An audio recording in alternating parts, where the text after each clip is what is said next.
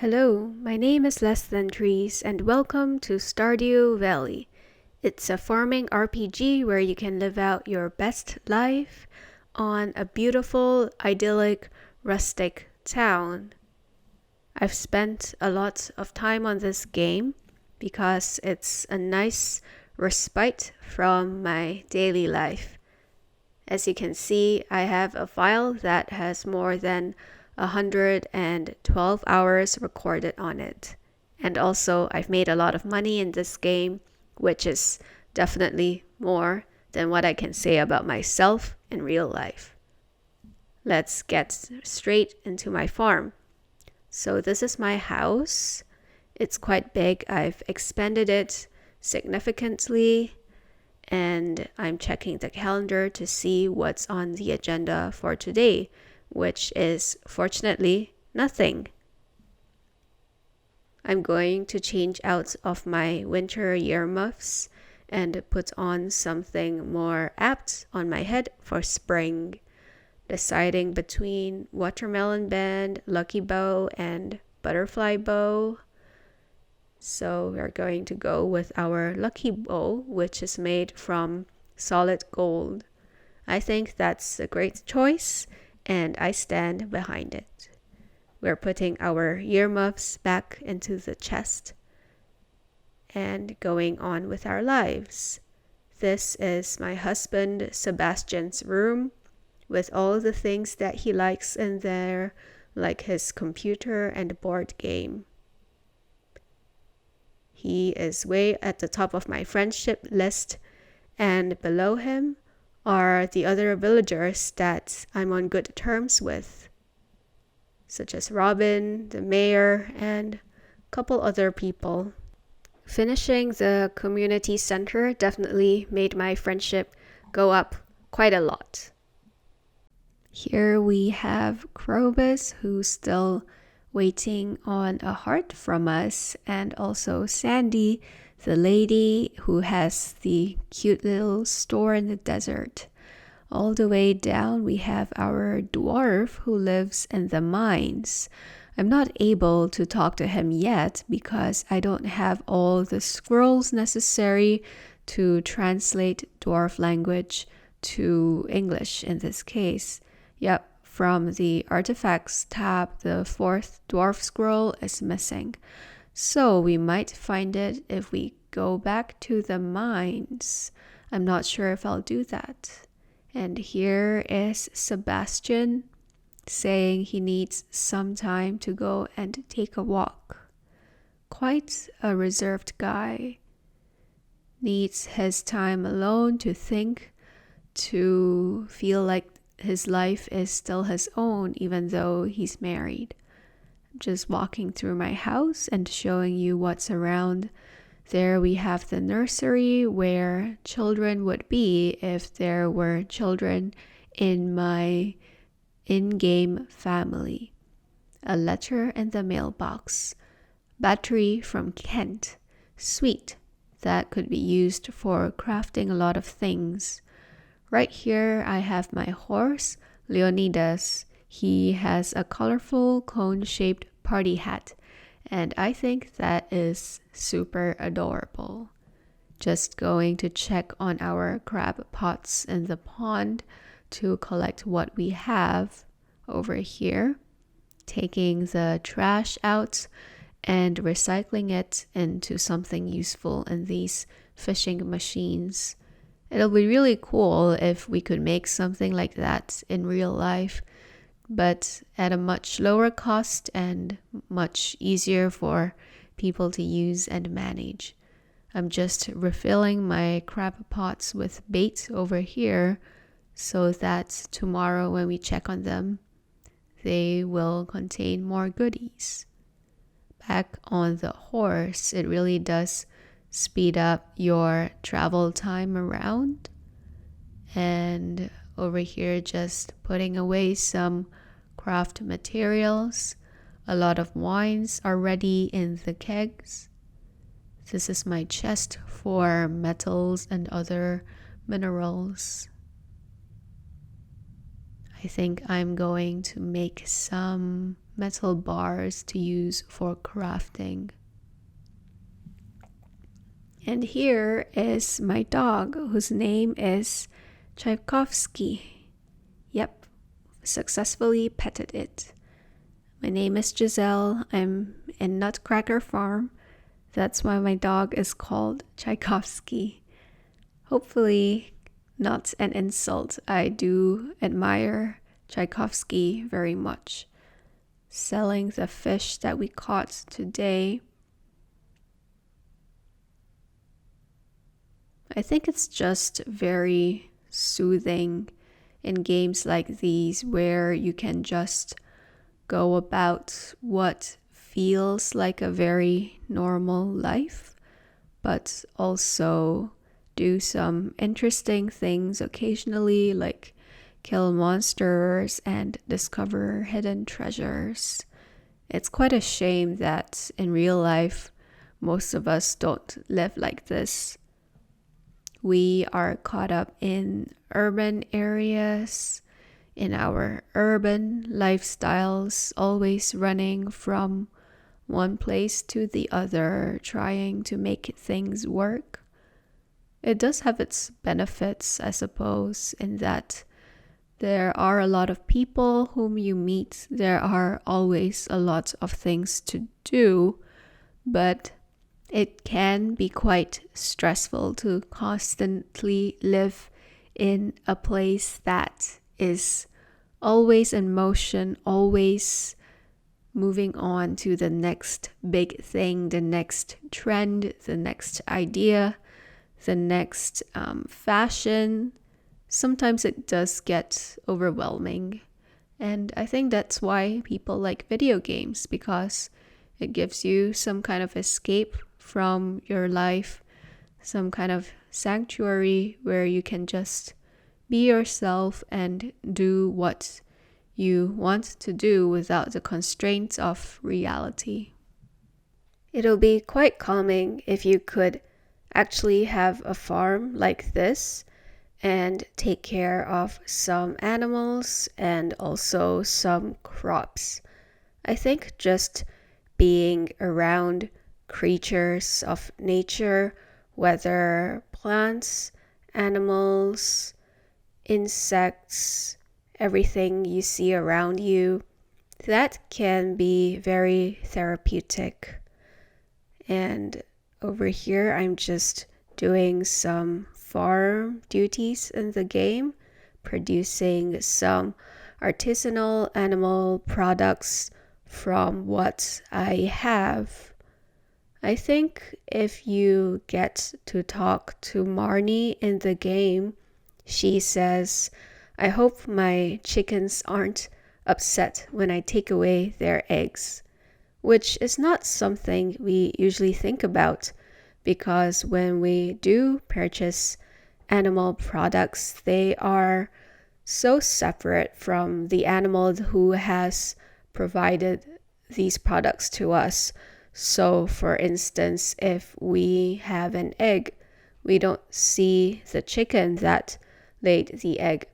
We don't see the cows that produced the milk for us, or the animals who have given their lives just so we can have a nice steak or a piece of chicken breast or pork chop. I don't know if that necessarily is causing our society to consume more animal products, but I do believe that it takes away from the so-called humanity if we can ascribe humanity to animals, the humanity of consuming animal products. I'm not here to make a judgment because I myself am not vegan or vegetarian. It's just not something that has been important to me or in the front of my mind since I was younger, but recently I think I've come to think more about it, and I do wonder if I had lived in an environment like Stardew Valley, and I physically had to take care of my animals and take their products, and if I do want their flesh, I'd have to kill them myself. I feel like that would be quite different. I'm just giving Abigail a can of cola because she requested it yesterday. Yep, completing these bulletin board tasks for some extra coins. And let's see if we buy some seeds from Pierre. I'm done with the community center, so Joja Mart is no longer in town. I wonder if I'm going to buy anything. Probably not. And here is Jody, a very nice homemaker. And here's Harvey, the town doctor, giving very good advice about what we should do. Back on the horse and back to the grind, not before stopping by our dear friend George's house. He loves leeks. Just watch him be happy about it. Early in the game, he's quite a grumpy old guy, but once you get to know him better, he's surprisingly sweet. And here is his wife, Evelyn, complaining about her husband as usual.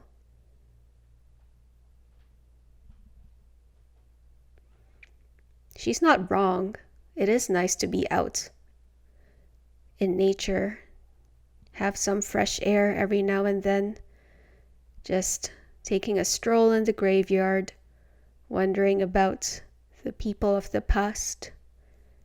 I do find it strange that there are so few gravestones, even though the town is supposedly ancient. Here's Elliot, the writer. Missed a dialogue with him, but no bother. We see him every day, and that's Sebastian, the man himself, returning home probably after a lone walk on the beach. Here we are checking on our extra couple of crab pots that we put in the ocean. It gives you slightly different types of fish and creatures compared to just leaving them in a river or lake. Once we restock the crab pots with bait, then if we come back tomorrow, they'll contain even more treasures to be found. Willie has one of the most unique houses in the game. He just lives on the sea, not by the sea, but on the sea, on this nice wooden platform that he probably built. Here we're visiting the rock pools to see if there are other coral or sea urchins that have washed up on the shore. The pier that goes away from the rock pools is great for fishing, but it does take some hassle to get to, unless you could teleport in the game, which I can't yet because I haven't constructed the occult magic wizardy facilities for doing that. Here are the kids in the game and their teacher Penny. She is very, very nice, daughter of Pam, the town alcoholic. And here is Marnie, our neighbor, telling us that Shane hates quartz. I guess that's good to know. I don't think many villagers like quartz except the wizard. Here we're going into the forest, taking some forageables along the way, back on our loyal, dependable horse as usual. And beside the cherry tree, there's the traveling cart. Always nice to stop by and see if they have any interesting items for sale. We got a rare seed that produces the sweet gem berry, one of the most expensive fruits in the game. Here, the sweet gem berry is worth a good amount of money, and I'm not sure if it's something that we can find in real life. I doubt it, but it is still nice. Here we are at the Wizard's Tower, deep in the heart of the forest. The man himself talking about his marriage or former marriage to the witch in the game.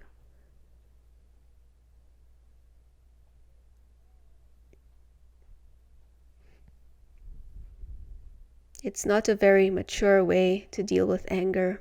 I agree. That is the Junimo hut that we can put on our farm. I have more than enough craft materials to construct it.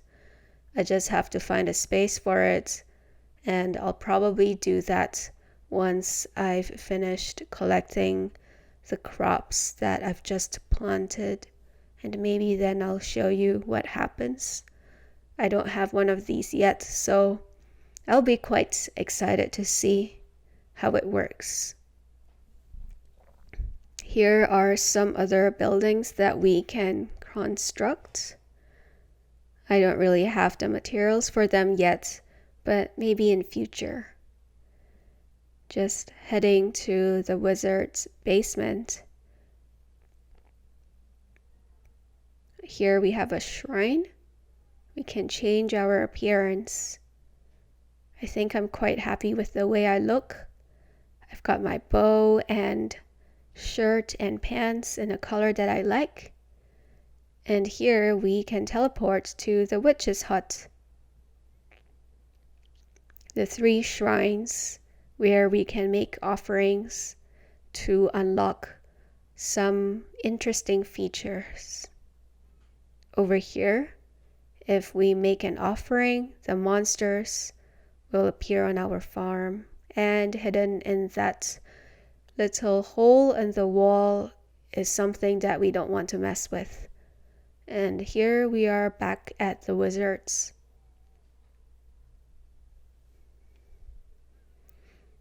We'll just leave the man to do his mysterious dealings and return to our farm on our horse.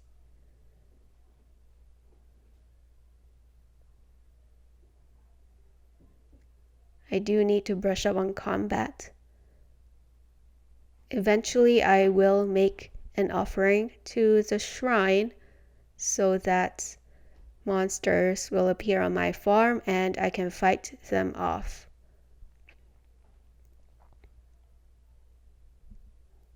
It's not the most convenient feature, but it does make things a little more interesting, and hopefully it'll help me to level up my combat skills more quickly than if I just try to go to the mine every time I kill monsters there. I could also go to the sewer and kill the mutant bugs in there, but I'd rather not. It's not the most pleasant place in the game, especially when you're trying to relax. Not the best thing to do, to go into a sewer, even in a video game, and look at a ton of disgusting looking mutant insects flying around and hearing their buzzing noises. It is really quite unpleasant sometimes. Unpleasant in Stardew Valley, probably way more unpleasant in real life. Here I'm just selling some of the items that make me money, saving up all those coins to build some more interesting buildings on my farm. Here I'm at my greenhouse collecting some fruits and vegetables from the ones that are ready.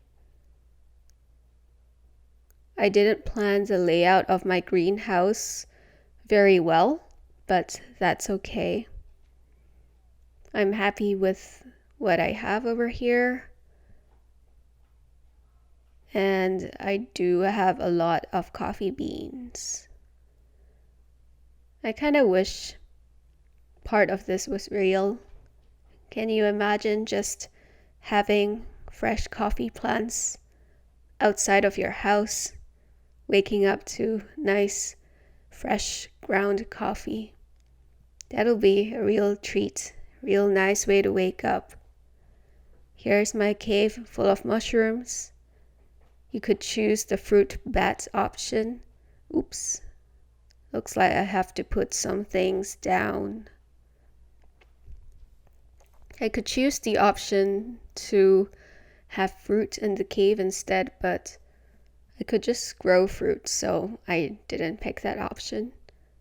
Whereas mushrooms are very interesting.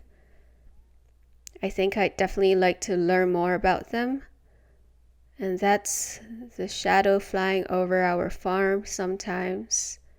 I think the in-game lore is that the shadow is that of the witch or the wizard's former wife.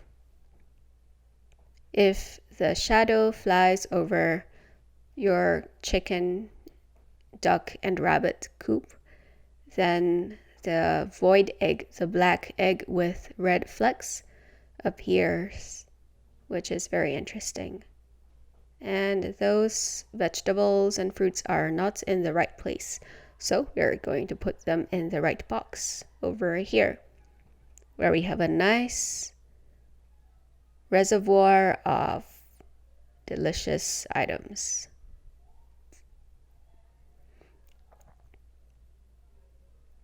I had to redo my voiceover actually because the original audio sounded strange at some parts, so I'm doing this in retrospect, and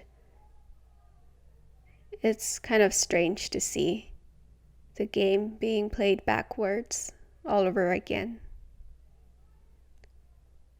Here we have the end of one day, not a bad amount of money to end the day off with. And we're starting anew all over again. Today in the game is Saturday, and there's nothing in the calendar, which is also great for us because then we can do whatever we want again.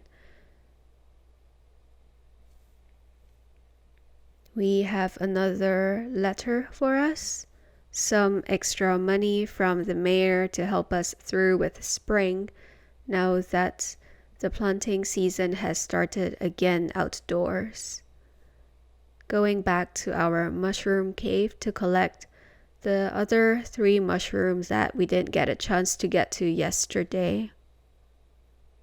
The butterflies are out and about. That is one of the nicest things about spring. All the life that you see around you. This spring has been quite unique and unlike others. It has been very difficult, I know, for a lot of people out there, and personally I found it quite difficult as well.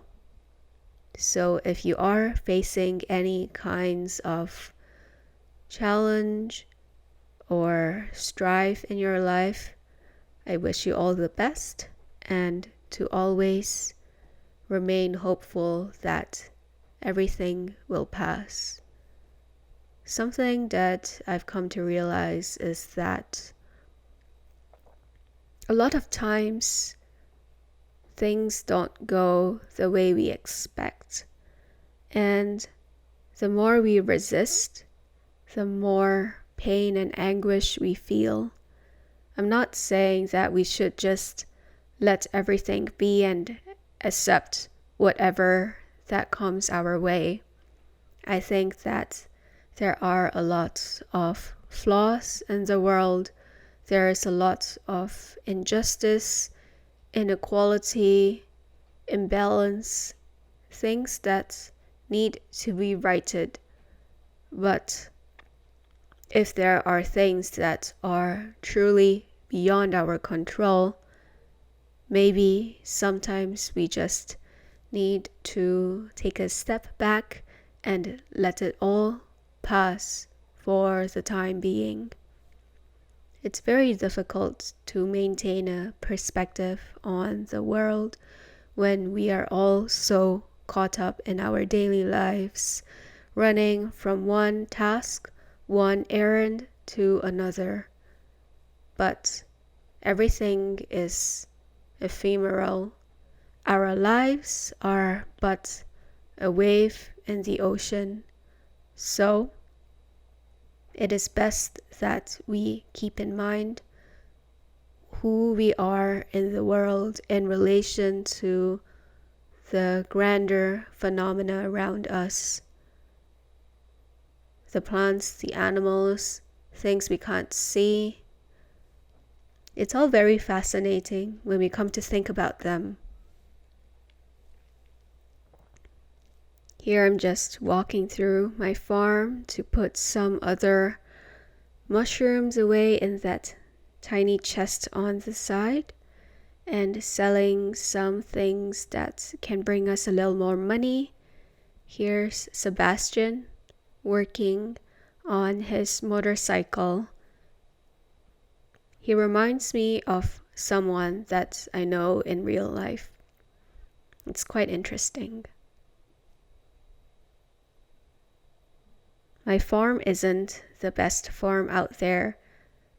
If you play Stardew Valley or if you play games like Minecraft, you'll know that there are so many ways to make a game like this into your very own. I've seen a lot of videos of people's beautiful, efficient farms, and I do get a little envious sometimes, but I still enjoy playing this game with my humble little farm and hundreds of hours logged on one file alone. Here we are in the desert where our friend Sandy runs her shop. We're just picking up some of the items that we see around us. Digging up some of the little artifact spots to see if there's anything interesting. Over here in the corner we have the skull cavern that I've unlocked by going all the way down into the mines. It's quite a dangerous place. The monsters here have a lot more health, and some of them, like this armored bug, just can't be killed with my current sword, and that's pretty horrifying. I guess it's the same case as us in our daily lives. We encounter things that we just can't take down, and that makes us scared. That makes us feel vulnerable, because sometimes we think we as humans are invincible. We are supposedly at the top of the food chain. We have nothing to fear, but the truth is we have a lot to fear. We have so much to fear, and I think people get frightened when they find out that they're not actually invincible. But that's okay, because none of us are invincible. I know my limits, so I'm leaving the skull cavern for today before I die in the caverns and lose a lot of my belongings. That's the little pond that has some sandfish in there for fishing when you feel like it. We're on our way to Sandy's store just to give her some presents that we know she'll enjoy. We're giving her a crocus from winter because she really likes flowers. If we give her a couple more flowers, she'll be our best friend. We're in the casino hidden in the store, so you need to complete a series of quests in the secret notes over here to be able to get the key to the casino. Here is Mr. Chi, the owner of the casino and delegator of tasks like Cheese Challenge. Not a big fan of gambling, not in a game, not in real life, so I'm just going to leave.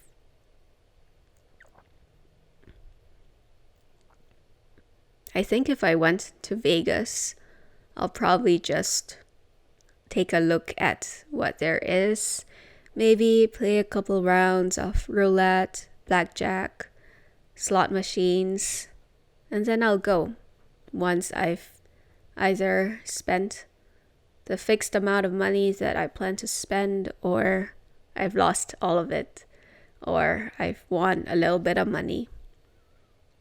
There is that superstition going around that if you step into the casino for the first time, the house tends to give you a little bit of money just to keep you from coming back.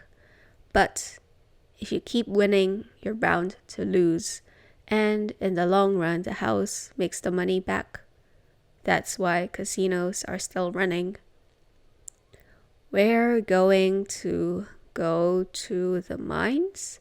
That's why we've put Leonidas back on the farm. It's much quicker to travel by minecart to the mountains if you need to, or to the quarry. But honestly, the quarry doesn't have many things of interest. There are some treasures, but they don't spawn very frequently, so it's not particularly worthy to check it all the time. And here are some bugs that are much easier to kill.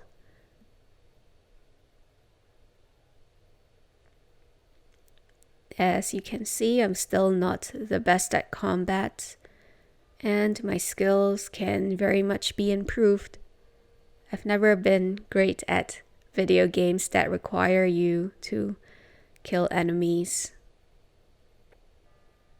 I think most of those games that I've played before, I die very quickly, or my character dies by very silly ways, such as by accidentally jumping off a cliff or falling off a mountain and things like that. We're just going to attend our first session of anger management classes by smashing rocks open and slaying more cave bugs. I wonder how it's like to live in a place where you do have monsters who need to be killed and mythical creatures lurking around. We're going back to our farm. Clearly, we got off at the wrong stop, so we're going to the bus stop. 6 p.m. in the game, so Pam is long gone on her way to the saloon for a nice stiff drink. And this is the time that we make our offering to the witch's shrine with one strange bun. Here are some other things that I can make in my kitchen with what ingredients that I have. Just made some tom kha soup. Not really sure what that is. I think it's Thai, but it doesn't sound very familiar. I have heard of another soup called tom yum, And I think that's like a spicy seafood soup with some coconut flavor in it. But I'm not sure if that's the same kind of soup that the Stardew Valley is talking about. Here's Abigail playing her flute by the mountain lake as she does sometimes, collecting a couple of forageables on the way. If you go from the mountains to the witch's hut, it'll be behind the railroad tracks. Here is Linus, our friend who lives in a tent in the mountains.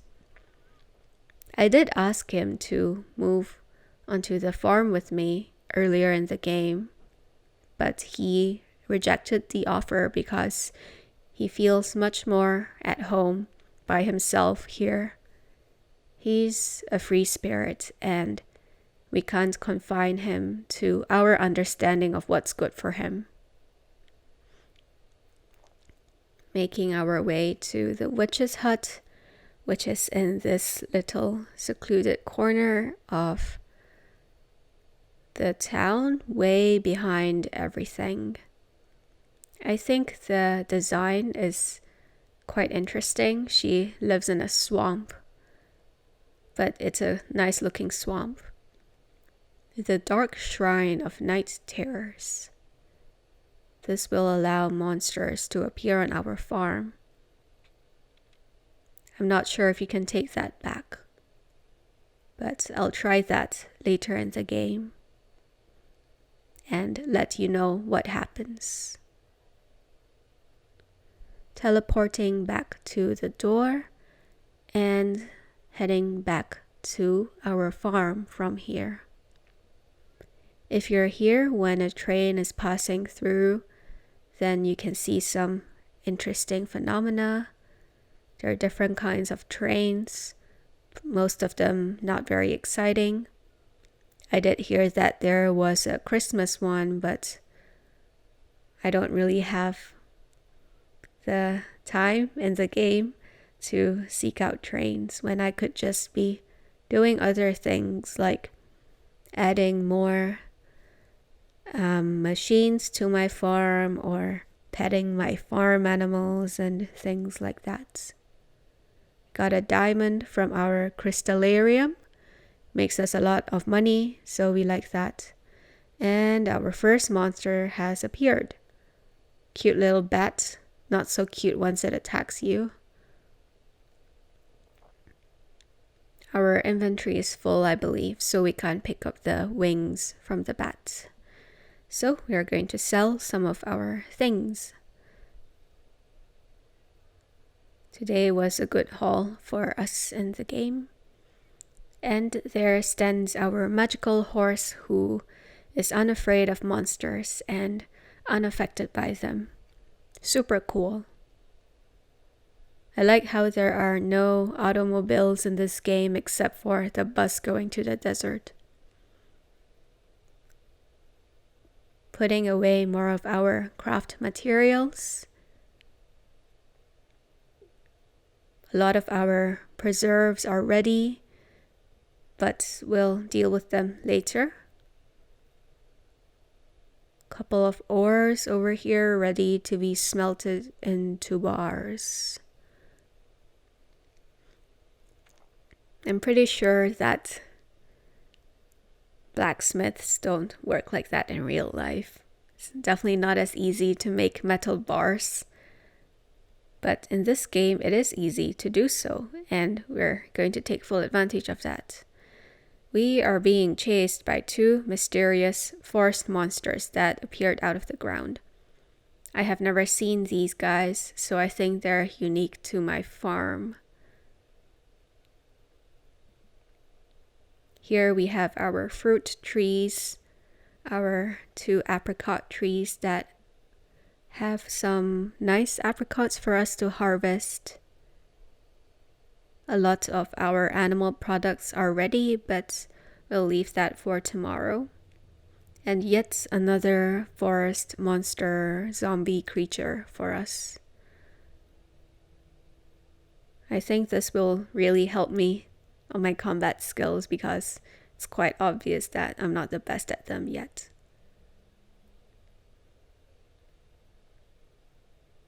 It's getting quite late in the game. I should go back soon.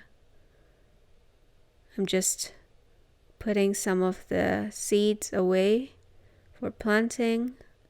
Our cacti are ready for collection, ready for harvest, but we'll do that tomorrow.